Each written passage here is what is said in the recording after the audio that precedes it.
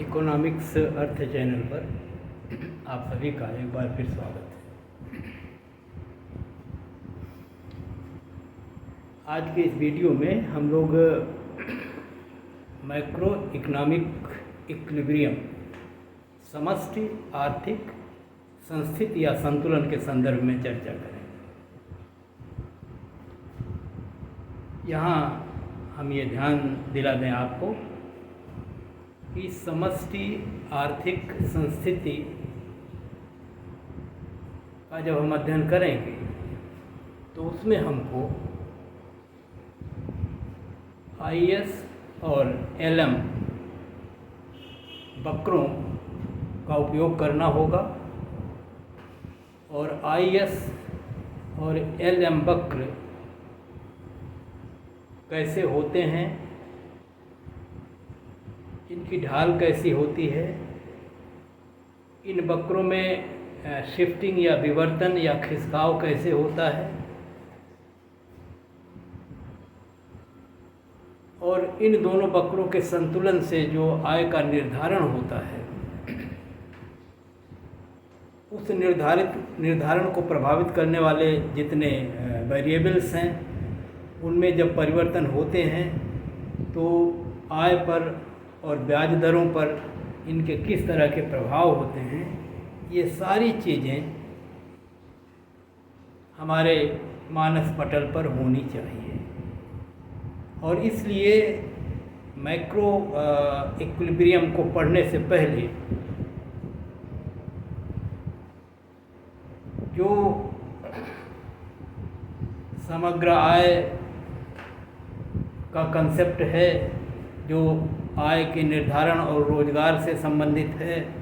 और जो आईएस और एलएम वक्र का मॉडल है आय निर्धारण का, उससे संबंधित सारी जो सूचनाएं हैं या उनके जो निष्कर्ष निकलते हैं वो सब हमें अच्छी तरह याद होना चाहिए। याद होने का मतलब समझ में आना चाहिए और उनका उपयोग यहाँ होगा। और बहुत अच्छी तरह से हमने 4 या 5 वीडियो इसके पहले आईएस और एलएम मॉडल पर और एग्रीगेट डिमांड कर्व और एग्रीगेट सप्लाई कर्व पर बनाए हैं। और वहाँ पर हमने एग्रीगेट सप्लाई कर्व की विस्तृत व्याख्या और एग्रीगेट डिमांड कर्व की विस्तृत व्याख्या की है, क्योंकि मैक्रो इकोनॉमिक इक्विलिब्रियम में एग्रीगेट डिमांड और एग्रीगेट सप्लाई वक्रों का प्रयोग होगा और उनके निष्कर्षों को यहाँ हम दिखाएंगे और उनके माध्यम से इस संतुलन का अध्ययन करेंगे। और उनको बार बार यहाँ विस्तार से पढ़ाया नहीं जा सकता, केवल उनमें जो निष्कर्ष हैं उनको हम यहाँ पर उल्लेख करेंगे। तो इस चैप्टर को पढ़ने से पहले या मैक्रो इकोनॉमिक इक्विलिब्रियम वाला इस वीडियो को देखने से पहले ये ज़रूरी है कि आप एग्रीगेट डिमांड, एग्रीगेट सप्लाई पर मेरे सारे वीडियो पहले से देख लें और समझ लें, और आईएस और एलएम मॉडल से संबंधित सारी जो तथ्य हैं वो आप समझ लें। उसके बाद जब इसको समझेंगे, पढ़ेंगे तो ये आसानी से समझ में आएगा और बहुत संक्षेप में आप अपने पूरे तथ्यों को रख सकते हैं और अपने निष्कर्षों को बता सकते हैं। तो मैं अब इस मॉडल आपको इस मैक्रो इकोनॉमिक इक्विलिब्रियम की तरफ ले चल रहा हूँ। वहाँ पर एक उल्लेख हम पहले आपको कर दें ताकि जब हम उसको वहाँ पर बताएं तो वो आपको अच्छी तरह समझ में आ जाए। और यदि आप पहले पढ़े हैं तो समझ में आया रहेगा, केवल हम उसको वहाँ बताएंगे कि ये ऐसा होता है। इस वक्र पर इधर दाईं साइड पर एक हमने छोटा सा वक्र बनाया हुआ है। ये वक्र इसके पहले कई बार प्रयोग हुआ है, लेकिन यहाँ उसकी ज़रूरत है। जब हम एग्रीगेट डिमांड कर्व किसी अर्थव्यवस्था का बनाते हैं तो उसमें हम आईएस और एलएम वक्रों का उपयोग करते हैं। और आईएस वक्र जैसा कि हम जानते हैं ऊपर से नीचे हुआ गिरता हुआ इस तरह का IS की तरह वक्र होता है, और एलम वक्र नीचे से ऊपर बढ़ता हुआ होता है। एलम वक्र पर मुद्रा की लिक्विडिटी की मांग और मुद्रा की पूर्ति बराबर होती है। IS वक्र पर बचत और निवेश बराबर होते हैं। उस स्थिति में जब ब्याज की दरें दी हुई होती तो विभिन्न ब्याज की दरों पर IS वक्र बचत निवेश के संतुलन को व्यक्त करता है, और उन्हीं ब्याज की दरों पर एलम वक्र जो है मुद्रा की मांग और मुद्रा की पूर्ति को व्यक्त करता है। IS में बचत और निवेश, और हम अच्छी तरह जानते हैं कि जब बचत और निवेश अर्थव्यवस्था में बराबर होते हैं तो कुल आय और कुल व्यय भी बराबर होता है। ये वास्तविक उत्पादन के रूप में होता है, इस नाते हम कहते हैं ये एक तरह से वास्तविक क्षेत्र है। और मुद्रा जो बाजार है उसमें जो है मौद्रिक बातें होती हैं, जिसमें मुद्रा की मांग और मुद्रा की पूर्ति की चर्चा होती है, और एलम वक्र पर मुद्रा की मांग और मुद्रा की पूर्ति दोनों बराबर। और यदि दोनों वक्र किसी एक बिंदु पर एक दूसरे को काटते हों, अर्थात उस बिंदु पर एलएम और IS दोनों बराबर हैं, इसका मतलब है कि उस बिंदु पर बचत और निवेश बराबर है, कुल आय और कुल व्यय बराबर है, अर्थात जो कमोडिटी मार्केट या प्रोडक्ट मार्केट है, वस्तु बाजार है, उसमें संतुलन है। और क्योंकि उसी बिंदु पर एलएम वक्र भी गुजरता है और एलएम वक्र पर मुद्रा बाजार में संतुलन होता है, जहां मुद्रा की मांग और मुद्रा की पूर्ति बराबर होती है, इसलिए दोनों वक्र जहां संतुलन में होते हैं वहां पर मुद्रा बाजार में भी संतुलन होता है और वस्तु बाजार में संतुलन होता है, किसी निश्चित ब्याज दर और किसी निश्चित आय के स्तर पर। और हमारे इस चित्र में ये संतुलन E1 बिंदु पर प्रारंभिक संतुलन है, जिसमें ब्याज की दरें हैं R1 और इस पर आय का स्तर है Y1। और जो ये LM और IS मॉडल है, उसमें जब हम मुद्रा की पूर्ति की बात करते हैं तो वहाँ मुद्रा की पूर्ति हमारी जो है वो वास्तविक शेष के रूप में होती है। नॉमिनल वैल्यू नहीं हम देखते, मौद्रिक मूल्यों को नहीं देखते हैं, बल्कि हम वास्तविक मूल्यों को देखते हैं। और वास्तविक मूल्य जो होते हैं वो मुद्रा की मात्रा में कीमत स्तर से भाग देके ज्ञात किए जाते हैं, जिसको हम M/P कहते हैं। और जब M को हम स्थिर रखें और P को घटा या बढ़ा दें तो वास्तविक मूल्य में जो परिवर्तन होगा उसे देखा जा सकता है। P नीचे है, अगर P घटता है तो इस अनुपात का मान बढ़ जाएगा और P बढ़ता है तो घट जाएगा। हम यहाँ पर ये मान के चल रहे हैं कि मान लीजिए मूल्य स्तर में कमी होती है, P का मान घट जाता है। पहले मूल्य था P1, बाद में हो गया P2, P2 कम है, P1 कम है, यहाँ लिखा हुआ है। और ऐसी स्थिति में M/P1 जो है ये बड़ा होगा, M/P1 2 छोटा होगा, क्योंकि 2 कम है और P बड़ा है। और ये अगर मूल्य स्तर गिरता है तो वास्तविक शेष के मूल्य में वृद्धि होगी। और जब मुद्रा की मात्रा या मौद्रिक शेष में वृद्धि होती है तो LM वक्र की ये विशेषता होती है कि वो दाईं तरफ शिफ्ट हो जाता है। इसका विस्तृत अध्ययन आप LM वक्र में पढ़ लेंगे। तो और जब ये दाईं ओर शिफ्ट होगा, जैसे ये LM1 से LM2 हुआ, तो ऐसी स्थिति में संतुलन का बिंदु E2 बिंदु पर आ जाएगा, जहाँ आय बढ़ जाएगी। और ये आय इसलिए बढ़ी है, इस बिंदु से हम इस बिंदु पर इसलिए पहुँचे हैं क्योंकि P घट गया था, अर्थात कीमत स्तर जब गिरा तो आय बढ़ गई। तो निष्कर्ष क्या निकला कि कीमत स्तर के गिरने पर आय बढ़ती है। और इस नाते इसी रिजल्ट को जब दूसरे पैनल B में हम दिखाते हैं तो यहाँ हम इस पर मूल्य स्तर दिखाते हैं, यहाँ पर ये ब्याज दर थी, और हम दिखाते हैं कि जब मूल्य गिरता है तो राष्ट्रीय आय बढ़ती है। और इस नाते दोनों का जो संबंध है वो इस वक्र के रूप में देखा जा सकता है, जिसको हम समग्र मांग का वक्र। जो निष्कर्ष यहाँ दिखाना हम चाह रहे हैं आपको कि जो एग्रीगेट डिमांड का कर्व होता है, इस कर्व के प्रत्येक बिंदु पर, जैसे E1 पर है, जैसे E2 पर है, वैसे प्रत्येक बिंदु पर IS और LM दोनों बराबर हैं। क्योंकि हमने यहाँ दो आय के स्तरों पर इसको देखने का प्रयास किया है। तो एक स्तर E1 है जिस पर बराबर है LM और IS, एक E2 है जिस पर दोनों बराबर हैं। इसका मतलब है कि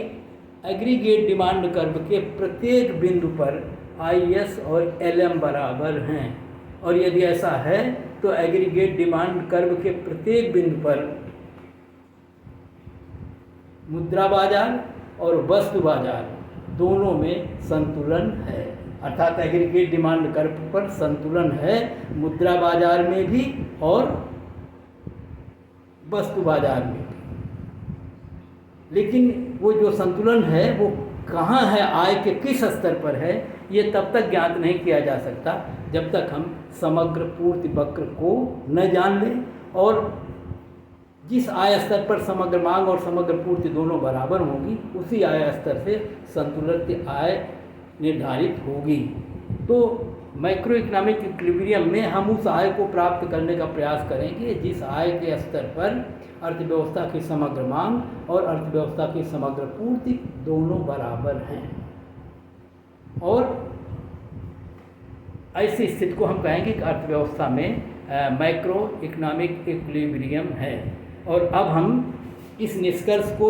जहाँ कहीं ज़रूरत पड़ेगी वहाँ दोहराएंगे, और वो निष्कर्ष ये है कि एडी या एग्रीगेट डिमांड कर्व के प्रत्येक बिंदु पर मुद्रा बाजार और वस्तु बाजार में संतुलन की स्थिति है,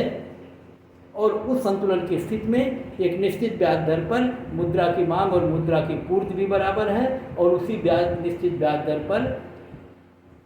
बचत और निवेश भी बराबर है, अर्थात कुल आय और कुल व्यय भी बराबर है। और जो संतुलन की स्थिति होगी उस संतुलन की स्थिति में एक मूल्य स्तर भी निर्धारित होगा जो मैक्रो इकोनॉमिक इक्विलिब्रियम में मूल्य स्तर के निर्धारण की समस्या को सुलझाएगा। तो इस दृष्टि से इस चित्र को मैंने प्रसंग बस इसलिए बनाया था ताकि आपको एक बार दोहरा के बता सकूं कि एग्रीगेट डिमांड कर्व के प्रत्येक बिंदु पर वस्तु बाजार और मुद्रा बाजार में संतुलन की स्थिति होती है, और इसी एग्रीगेट डिमांड कर्व के किसी एक बिंदु पर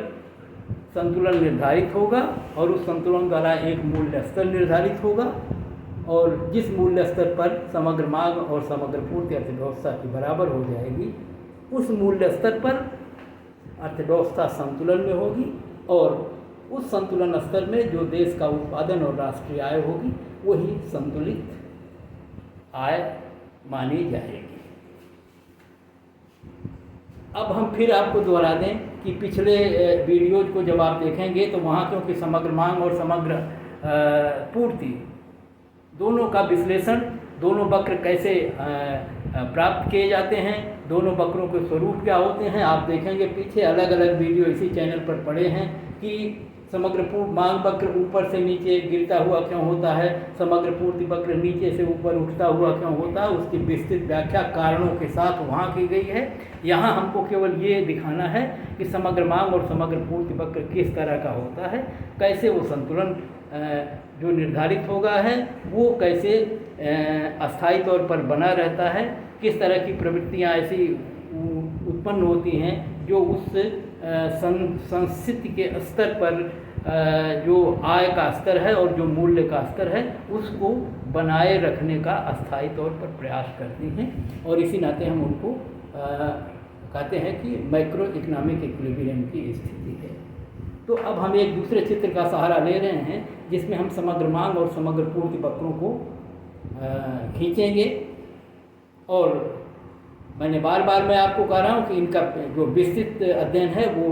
पीछे के वीडियोज में, जहाँ हमने अल्पकालीन पूर्ति वक्र, दीर्घकालीन पूर्ति वक्र नीचे क्यों गिरता है, मांग वक्र ऊपर क्यों नीचे क्यों गिरता है, पूर्ति वक्र ऊपर उठता हुआ होता है, वो सारी व्याख्या अल्पकालीन में दीर्घकाल में ये वक्र कैसे होते हैं सब कुछ देखे हैं। यहाँ पर हम उनके निष्कर्षों को देखेंगे। तो ये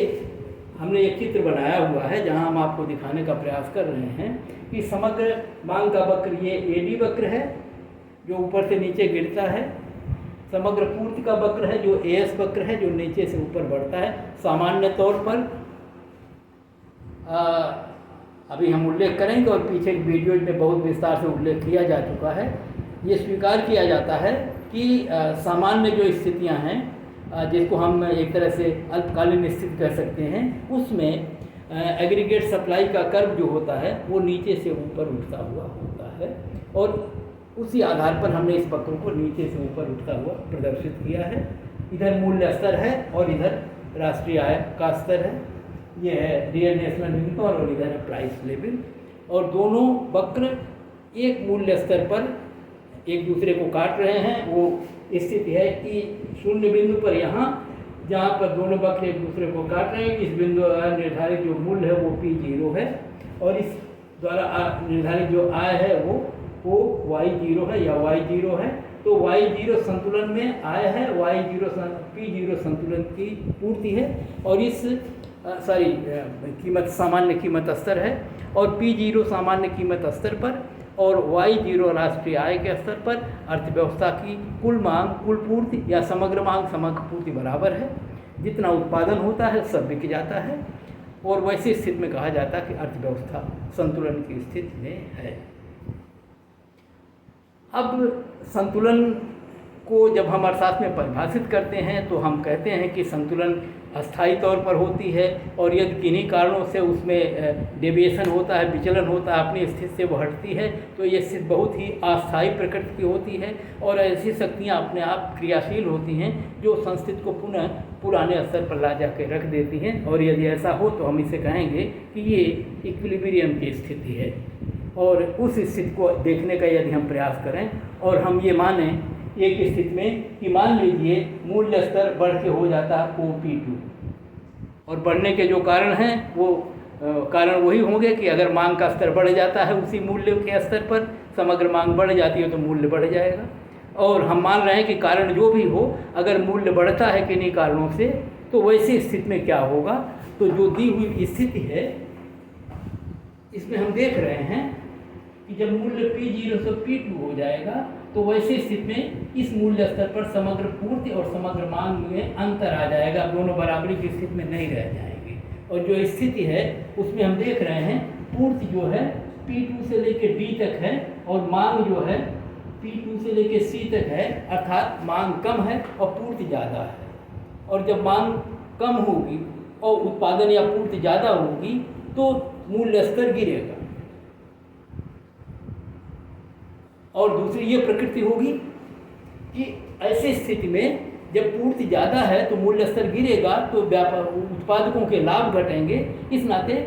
उनकी प्रवृत्ति होगी कि उत्पादन को घटाएंगे। तो दोनों चीज़ें होंगी, मूल्य गिरेगा और उत्पादन भी घटेगा। तो ये उत्पादन घटना शुरू हो जाएगा और मूल्य गिरना शुरू हो जाएगा। मूल्य तब तक गिरेगा जब तक कि वो पुराने बिंदु पर न आ जाए संस्थिति के, और आय भी तब तक घटेगी जब तक वो पुराने स्तर पर न आ जाए, और इस तरह से पुनः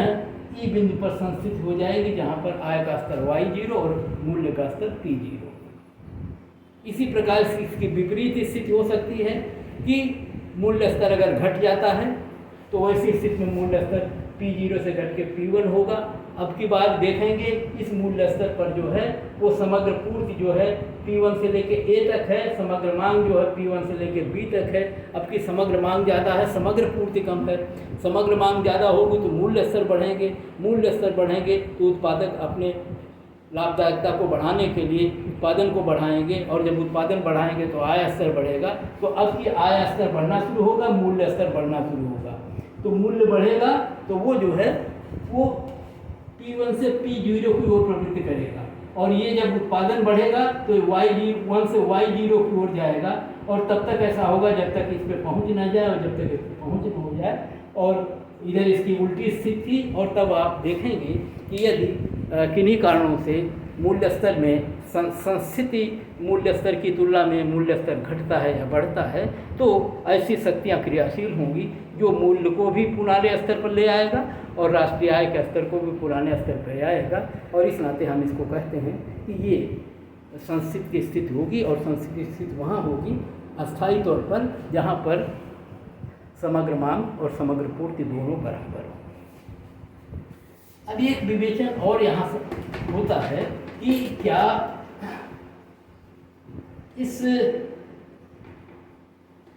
ये समग्र मांग और समग्र पूर्ति के जो स्तर हैं इनमें परिवर्तन हो सकता है, और इनमें जब परिवर्तन होता है तो उनके कारण क्या होंगे, और जो परिवर्तन होगा वो समग्र पूर्ति को अगर घटा या बढ़ा देता है उसी मूल्य स्तर पर पहले की तुलना में समग्र पूर्ति या समग्र मांग घट बढ़ जाती है, तो मूल्य स्तर पर इसका क्या प्रभाव पड़ेगा और उस प्रभाव के कारण संस्थिति किस रूप में बदलेगी। और इसको हम दूसरी भाषा में, टेक्निकल भाषा में कह सकते हैं कि जब एग्रीगेट डिमांड कर्व में विवर्तन हो जाता है, अर्थात उसी मूल्य स्तर पर समग्र मांग वक्र या पूर्ति वक्र ऊपर या नीचे की ओर विवर्तित या शिफ्ट हो जाते हैं, तो वैसी स्थिति में मूल्य स्तर में परिवर्तन संभव है। और जब मांग में परिवर्तन संभव होता है तो हम इसको कहते हैं एग्रीगेट डिमांड शॉक्स।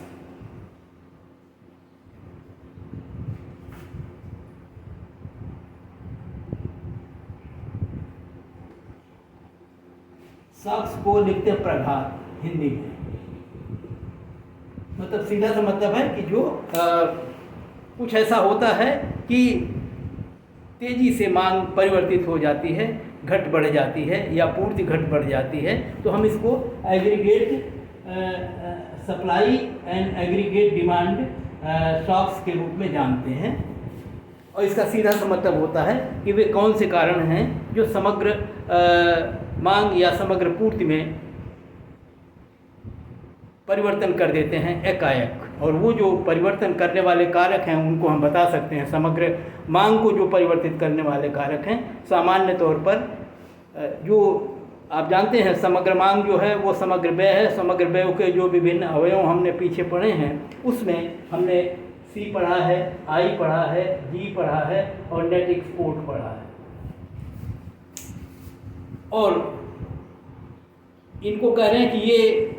स्वायत्त, अगर इसमें बिना किसी कारण के एकाएक कोई परिवर्तन होता है, पीछे कारण जो भी हो, बाहरी कारण एक्सोजीनस है, बाहरी कारण हैं जो इस हमारे उससे संबंधित नहीं हैं, जिन वेरिएबल से या मूल्य स्तर को से हम या ब्याज दरों की बात करें उससे नहीं संबंधित है, तो वैसे स्थिति में इसको कहते हैं कि ऑटोनोमस कंजम्पशन बढ़ सकता है। जैसे अगर आप देखते हैं कि उपभोग के दो हिस्से होते हैं, एक आय पर निर्भर होता है और एक जो है आय पर निर्भर नहीं होता, उसको हम कहते हैं स्वायत्त, इसको कहते हैं जो है ये डिपेंडेंट है वो, या एक तरह से कहते हैं कि आपको। तो इस तरह से इसी तरह से निवेश में वृद्धि हो किन्हीं कारणों से बढ़ जाए, तो इन चरों सरकार अपने व्ययों को कम या बेशी कर दे, या हमारे निर्यातों में वृद्धि हो जाए या कमी हो जाए, तो इन चरों में जब परिवर्तन होता है तो कुल व्यय बढ़ जाता है। तो अगर इन चरों में परिवर्तन होता है, वृद्धि होती है, तो एग्रीगेट डिमांड कर्व परिवर्तित होगा, और जो परिवर्तन होता है वो एग्रीगेट डिमांड कर्व उसी मूल्य स्तर पर आगे खिसक जाता है। तो वो परिवर्तन इस रूप में देखते हैं, ये अगर एग्रीगेट डिमांड कर्व पहले का है तो अगली बार एग्रीगेट डिमांड कर्व दाईं तरफ सरक जाएगा किस स्थिति में, जब इन स्वायत्त व्ययों में वृद्धि हो, उनमें किसी में वृद्धि हो या सबका टोटल बढ़े, जैसे भी हो, समग्र व्यय अगर बढ़ जाता है तो समग्र डिमांड का जो कर्व है एग्रीगेट डिमांड कर्व का, वो दाईं ओर शिफ्ट होता है, और अगर ये घटता है तो ये बाईं ओर शिफ्ट होता है, वो नीचे ऐसे शिफ्ट होगा, जिसका मतलब होगा मूल्य स्तर वही है। इस मूल्य स्तर पर पहले मांग यहाँ तक थी, अब इस पर मांग बढ़ गई है, दाईं तरफ सरकने का मतलब, बाईं तरफ सरकने का मतलब मांग घट गई है। ऐसे ही जब पूर्ति वक्रों में परिवर्तन होता है तो पूर्ति वक्र इस तरह का होता है, सप्लाई कर,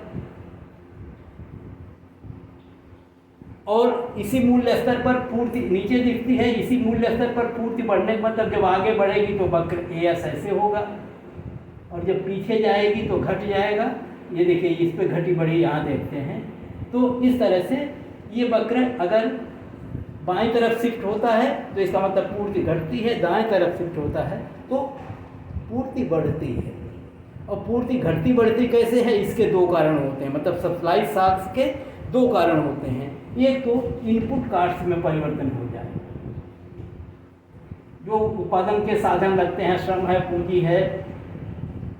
इनकी लागतें बढ़ जाएं। तो अगर हम सामान्य रूप में कहें कि श्रमिकों की अगर मजदूरियां बढ़ जाएं तो लागतें बढ़ जाएंगी, और जब लागतें बढ़ेंगी तो उत्पादक जो है उसी उत्पादन पर उसकी लागत बढ़ जाएगी। और लागत को जब देखेंगे तो ऐसे देखेंगे कि देखिए लागत पहले इतनी थी ये मान के चला जाता है कि लागत के बराबर मूल्य होता है, और ऐसी स्थिति में ये देखिए लागतें इस पर बढ़ी गई, ये इतनी लागतें कैसे बढ़ी, उत्पादन के साधनों की जो के मूल्य थे वो बढ़ गए अगर, या उत्पादन के कुल जो भी लागत लगते हों, जहाँ कहीं भी कच्चे माल हो, पूंजी हो, जिसका किसी भी की हो, मूल्य बढ़ने से अगर लागत कुल बढ़ती है तो सप्लाई कर्व ऊपर शिफ्ट होगा ऊपर की तरफ, जो दिखाएगा कि लागतों में वृद्धि हो गई है। और अगर लागतों में कमी हो जाए तो ये वक्र नीचे आएगा। इसी को एक दूसरी भाषा में कहते हैं कि अगर जो है प्रोडक्टिविटी है उत्पादन के साधनों की, इसमें कोई परिवर्तन हो जाए, प्रोडक्टिविटी उनकी बढ़ जाए, अगर मजदूरी दरें स्थिर रहें, सारी स्थिर रहें और उन्हीं श्रमिकों की उत्पादकता पहले की तुलना में बढ़ जाए तो उत्पादन की लागतें गिर जाएंगी, और लागत के गिरने का मतलब होता है कि उत्पादन का सप्लाई कर्व नीचे सरक आएगा। तो सप्लाई कर्व के ऊपर या नीचे खिसकने के ये दो कारण प्रमुख तौर पर बताए जा सकते हैं कि या तो इनपुट कास्ट में परिवर्तन हो गया है, बढ़ गई है तो ऊपर जाएगा जहां उत्पादन घट जाएगा, और घट गई हैं तो उत्पादन पहले की तुलना में बढ़ जाएगा और ये पूर्ति वक्र इधर सरक जाएगा। तो अगर मांग और पूर्ति वक्रों में परिवर्तन या शिफ्टिंग होती है और उनके पीछे ये कारण होते हैं, तो इन कारणों से अगर ये वक्र विवर्तित होते हैं तो मूल्य स्तर परिवर्तित होगा। और उनमें से एक दो उदाहरण चित्र बना के हम देख सकते हैं। जैसे हम ये दिखा सकते हैं कि अगर ये वक्र हो, ये सप्लाई का कर्व हो, एग्रीगेट सप्लाई कर्व, और ये डिमांड एग्रीगेट डिमांड का कर्व हो, ये प्रारंभिक कर्व हो, और अगर एग्रीगेट डिमांड बढ़ के इस तरह से हो जाती है और जिसमें ये वक्र शिफ्ट हो जाता है आगे, और इसके शिफ्ट होने का कारण हो सकता है कि स्वायत्त व्ययों में वृद्धि हुई हो और इस वृद्धि के कारण उसी मूल्य स्तर पर मांग बढ़ गई हो, ऐसी स्थिति में संतुलन का बिंदु इस बिंदु से इस बिंदु पर जाएगा। और ऐसी स्थिति में दो चीज़ें आपके समक्ष दिख रही हैं। मूल्य स्तर पहले था P1, अब मूल्य स्तर बढ़ के हो जाएगा P2, और आय स्तर पहले था Y1, अब हो जाएगा Y2। और आप देखेंगे कि अब की बार इस पर जब एडी कर्व जो है दाईं तरफ शिफ्ट हुआ है, और इसलिए शिफ्ट हुआ है क्योंकि समग्र मांग बढ़ गई है और बढ़ने का कारण स्वायत्त व्ययों में वृद्धि है, तो वैसी स्थिति में मूल्य स्तर बढ़ेगा। और हम कह सकते हैं कि मूल्य स्तर बढ़ा है, इस नाते लाभ की दशाएं बढ़ेंगी, और उस लाभ की दशाओं के बढ़ने के कारण उत्पादक बाध्य होंगे कि वो अपने उत्पादन को बढ़ाएं। तो ऐसी स्थिति में आय का स्तर भी बढ़ेगा और मूल्य का स्तर भी बढ़ेगा। और इसको आप इसका उल्टा करके भी देख सकते हैं। अगर स्वायत्त व्ययों में कमी होती है जिन किन्हीं भी कारणों से, मंदी की स्थिति आ जाए, कुछ ऐसा जो भी हो जाए, तो ये वक्र नीचे की तरफ शिफ्ट होंगे और अब की बार संतुलन बिंदु यहाँ आएगा जहाँ राष्ट्रीय आय भी घट जाएगी और मूल्य का स्तर भी घट जाएगा। तो इस तरह से हम इस प्रभाव को ऐसे देख सकते हैं। ऐसे पूर्ति पक्ष के प्रभाव को भी मांग पक्ष को स्थिर रख के देखा जा सकता है। और इस रूप में अगर एडी कर्व ये है और सप्लाई कर्व ये है, और सप्लाई कर्व अगर शिफ्ट हो देखिए ऐसे, जिसमें लागतें गिर जाएंगी और पूर्ति वक्र नीचे सरकेगा, और वैसी स्थिति में मूल्य स्तर देखिए ये है सब, क्योंकि लागतें गिरी हैं इस नाते मूल्य गिरेंगे, और क्योंकि लागतें कम हो गई हैं इस नाते उत्पादन बढ़ेगा। तो इस रूप में अब की बार आय बढ़ेगी और मूल्य में कमी होगी। तो जो संतुलन का स्तर है वो समग्र पूर्ति के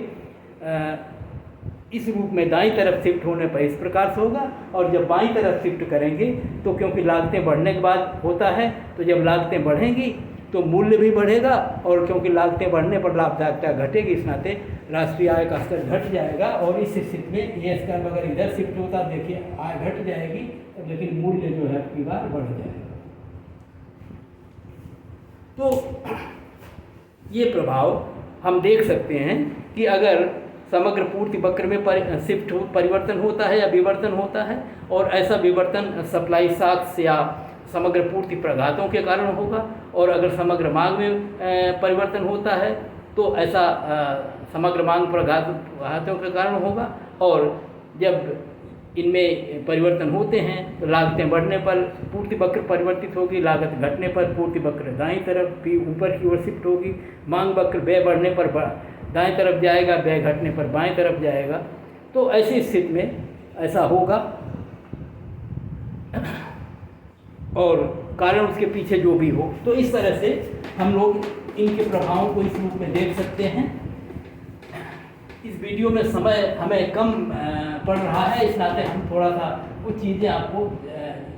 शीघ्रता में बताने का प्रयास करेंगे। अल्पकालीन स्थितियों को जब हम देखते हैं तो अल्पकालीन स्थितियों के संदर्भ में 3 तरह के पूर्ति वक्रों का उल्लेख होता है। केन्स कहते थे अल्पकाल में ये हॉरिजॉन्टल होता है, क्लासिकल कहते हैं कि ये वर्टिकल होता है, और जो आधुनिक अर्थशास्त्री हैं या एक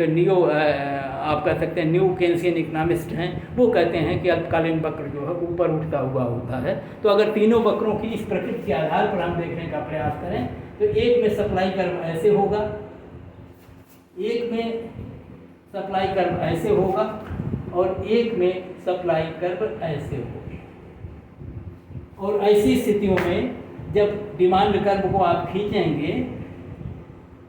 तो ये डिमांड कर्व तो सदैव ऐसे होंगे, और अगर इनमें परिवर्तन होगा तो देखिए क्या होगा। यहाँ पर आय का स्तर बढ़ेगा जब ये क्षेत्र जी होगा वक्र अल्पकाल में, और मूल्य स्तर में कोई परिवर्तन नहीं होगा। यहाँ पर अगर समग्र मांग में परिवर्तन होता है, ये वक्र है AD1 पहले का, समग्र मांग बढ़ के AD2 होती है, तो यहाँ पर उत्पादन को नहीं बढ़ाया जा सकता क्योंकि ये वक्र वर्टिकल है, और कई बार अल्पकाल में हम उत्पादन को बढ़ा नहीं पाते। या क्लासिकल अर्थशास्त्री तो दीर्घकाल में इसकी व्याख्या करते थे कि दीर्घकाल में पूर्ण रोजगार की स्थिति होती है, इस नाते उत्पादकता एक स्तर की नहीं बढ़ेगा। लेकिन अल्पकाल में भी तमाम ऐसे बॉटलनेक्स होते हैं कि कई बार हम उत्पादन को बढ़ा नहीं पाते, और वैसी स्थिति में राष्ट्रीय आय ये एस कर्व वर्टिकल होगा। उस स्थिति में उत्पादन या राष्ट्रीय आय में कोई वृद्धि नहीं होगी, मांग में वृद्धि होने से केवल मूल्य स्तर में वृद्धि होगी। और ये स्थिति हम देख चुके हैं, इसमें दोनों में घटते बढ़ते हैं, और यहाँ आप देखेंगे कि आय भी बढ़ जाएगी और मूल्य का स्तर भी बढ़ जाएगा। तो ये अल्पकालीन पूर्ति की वक्रों की जो 3 स्थितियाँ हैं, उन स्थितियों में हमने एक प्रभाव आपको मांग वक्र में वृद्धि करके दिखा दिया, और अगर मांग वक्रों में कमी होती है, मतलब नीचे की तरफ सरकता है, तो कीमत स्तर और आय के स्तर में उसी तरह का परिवर्तन होगा। इन दोनों स्थितियों में आय घट जाएगी, मूल्य जो है घट जाएगा। इन स्थितियों में आय जो की त्यों रहेगी, केवल मूल्य घटेगा। तो ये दीर्घकालीन वक्रों के संदर्भ में, अल्पकालीन वक्रों के संदर्भ में है। और अगर दीर्घकालीन वक्रों की हम कल्पना करें तो दीर्घकाल में ये माना जाता है कि दीर्घकाल में, तो आधुनिक अर्थशास्त्री भी मानते हैं कि दीर्घकाल में ये वक्र एस कर्व जो है वर्टिकल होगा, और एग्रीगेट डिमांड कर्व के परिवर्तन के कारण इस तरह से परिवर्तन इसमें हो।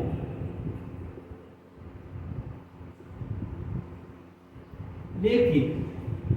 आधुनिक अर्थशास्त्री जो है ये मानते हैं कि दीर्घकालीन इस पूर्ति वक्र को दाईं तरफ शिफ्ट किया जा सकता है, अर्थात दीर्घकाल में उत्पादन के स्तर को, राष्ट्रीय आय के स्तर को बढ़ाया जा सकता है। और ये वृद्धि जो है वो टेक्नोलॉजी में परिवर्तन करके, श्रमिकों की दक्षता में परिवर्तन करके, वैज्ञानिक खोजों का उपयोग करके, तमाम आधुनिक शोधों और अन्वेषणों द्वारा ऐसा कुछ संभव है कि हम दीर्घकाल में उत्पादन स्तर को बढ़ा सकते हैं और इस वक्र को आगे सरका सकते हैं। और अगर ये वक्र आगे सरक जाए तो हम बड़े आसानी से देख सकते हैं कि ये जो इस स्तर पर मूल्य स्तर निर्धारित था, वो उत्पादन की मात्रा को बढ़ाया भी जा सकता है और इस मूल्य स्तर को घटाया भी जा सकता है दीर्घकाल में, अगर हम परिवर्तन के माध्यम से, प्रौद्योगिकी के परिवर्तन के माध्यम से इस वक्र को आगे की तरफ विवर्तित कर सकें। और ऐसा दीर्घकाल में संभव है, ऐसा अर्थशास्त्री मानते हैं। तो इस तरह से दीर्घकाल में एस कर्व को आगे शिफ्ट किया जा सकता है, और इस रूप में समग्र मांग के बढ़ने पर तत्काल तो नहीं, अल्पकाल में तो संभव नहीं है उत्पादन को बढ़ाना, लेकिन एक लंबे समय में ऐसा कुछ किया जा सकता है जिसमें सरकार अपने प्रयास करती हैं। जैसे हम ये कहते हैं कि सरकार उत्पादन को बढ़ाने की तमाम प्रेरणाएं दे सकती हैं, अपने मौद्रिक और राजकोषीय नीतियों का प्रयोग करके ऐसे वो माहौल तैयार कर सकती हैं जिनसे निजी निवेशों में भी वृद्धि हो और सरकारी निवेशों में भी वृद्धि हो, और जो भी सोशल स्ट्रक्चर है, जो भी आधारभूत संरचना, इसमें परिवर्तन हो और नए नए जो है आविष्कारों और खोजों के माध्यम से उत्पादकता बढ़ाने के प्रयास हों। और ये सब अगर हो तो इस एग्रीगेट सप्लाई कर्व को, जो दीर्घकाल में वर्टिकल होता है, जिसे पूर्ण रोजगार स्तर पर माना जाता है कि अब राष्ट्रीय आय का स्तर को बढ़ाया नहीं जा सकता, उसे बढ़ाया जा सकता है। और अगर ऐसा बढ़ जाए तो दीर्घकाल में आधुनिक अर्थशास्त्री ये मानते हैं कि राष्ट्रीय आय को समग्र मांग के बढ़ने के साथ बढ़ाया भी जा सकता है और मूल्य स्तर को इस रूप में घटाया भी जा सकता है। तो ऐसा तब हो सकता है अगर हम इसको दीर्घकाल में बढ़ा सकें। तो एक ये स्थिति है और एक अल्पकालीन स्थितियां हैं। और एक और प्रभाव पड़ता है अल्पकाल में, वो हमें लागत वक्रों की स्थितियों के आधार पर हम उसको देखते हैं। और उस रूप में अगर आप ऐसे देखें कि एक वक्र, अगर अल्पकालीन वक्र हो, हमको तो एक वक्र में पीछे इनको दिखाए हैं, लेकिन यहाँ मैं जानबूझ के अलग अलग कर रहा हूँ। अगर ये एएस कर्व इस तरह का हो, अगर ये एएस कर्व, ये short run average cost curve है, अगर ये कर्व इस तरह का हो और अगर ये कर्व इस तरह का, ये एएस कर्व हैं, ऐसी स्थितियों में जो डिमांड के कर्व जब ऐसे काटेंगे इनको, तो यहाँ पर देखिए मूल्य स्तर में कोई वृद्धि नहीं होगी, केवल आय में वृद्धि होगी। ये मूल्य स्तर ज्यों का त्यों रहेगा। यहाँ पर उत्पादन में कोई वृद्धि नहीं होगी, मूल्य स्तर में वृद्धि होगी। और जब ये ऊपर बढ़ता हुआ होगा, वैसी स्थिति में आप देखेंगे कि दोनों में वृद्धि होगी, मूल्य स्तर भी बढ़ेगा और राष्ट्रीय आय का स्तर भी बढ़ेगा। और यहाँ एक और है चीज़ कि जब ये बढ़ता हुआ वक्र होता है, अल्पकालीन वक्र, तो कई बार इसकी ढाल स्टीप होती है, कई बार इसकी ढाल मंद होती है। तो हम जरा उन दोनों स्थितियों को भी आपको दिखाने का प्रयास करें कि एक मंद गति हो यहाँ और उसी वक्र को आगे जाके हम स्टीप कर दे रहे हैं ऐसे। तो यहाँ पर अगर आप समग्र मांग में वृद्धि होती है तो देखें, और यहाँ पर जब समग्र मांग में वृद्धि होती है तो देखें, तो वैसी स्थितियों में आप पाएंगे कि यहाँ देखिए राष्ट्रीय आय में ज़्यादा वृद्धि हुई है और मूल्य स्तर में कम वृद्धि हुई है। और यहाँ जब देखते हैं तो राष्ट्रीय आय में कम वृद्धि होती है, मूल्य स्तर में ज़्यादा वृद्धि होती है। इसका मतलब ये हुआ, ये वक्र अगर आप सही बनाएंगे तो ये अंतर कम आएगा। तो राष्ट्रीय आय में ये वृद्धि कम है, 3-4 मान लीजिए है, ये है y1 y2 है। तो ये वक्र की एएस कर्व एक ही है, लेकिन इसकी ढाल यहाँ से यहाँ तक वाली जो ढाल है वो कम है और यहाँ से यहाँ वाली ढाल जो स्टीप है। और जब समग्र पूर्थ की वक्र की ढाल